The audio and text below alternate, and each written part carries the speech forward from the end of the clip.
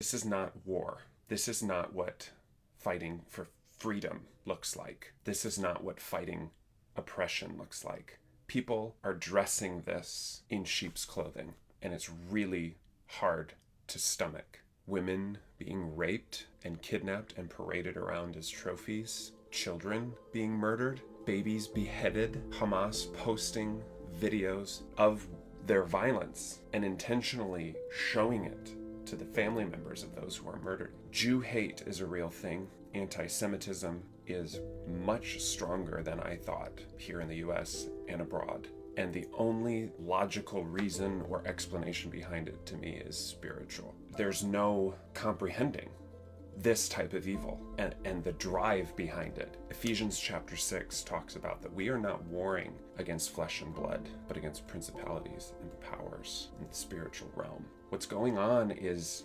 demonic.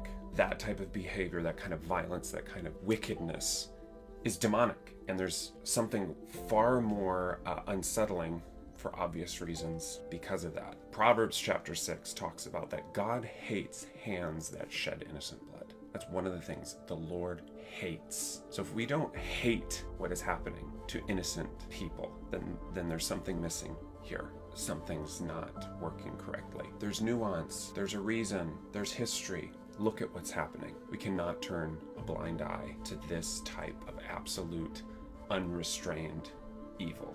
And the fact that people are having to come forward with support in such a protected way. Most of the people in Hollywood or in powerful positions that I'm seeing post about this are turning off comments because they're afraid of what people are going to say, that people are going to hate them for taking a stance. I know people who have posted support and then I look back and they deleted it because of the pressure they're receiving from people who are shouting them down. Obviously, with an atrocity like this against humanity and against the nation of Israel, they're going to respond with force, as they should, to protect their people.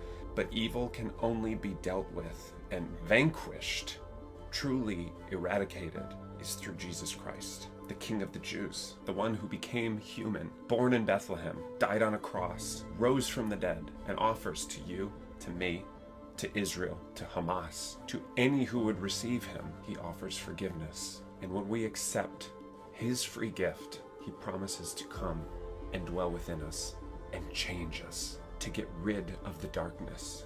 It is the best news the world has ever been offered. Yes, many will reject his offer, many will denounce that he even exists, many will try to refute the historicity of Scripture. But the fact of the matter is, it doesn't matter. Let God be true and every man a liar. And he's the only one that can accomplish change on the level that we want to see it. That's all I wanted to say. I know there's much more to be said and not be said, but I want to encourage you not to shy away from upholding righteousness and denouncing wickedness in all of its various forms.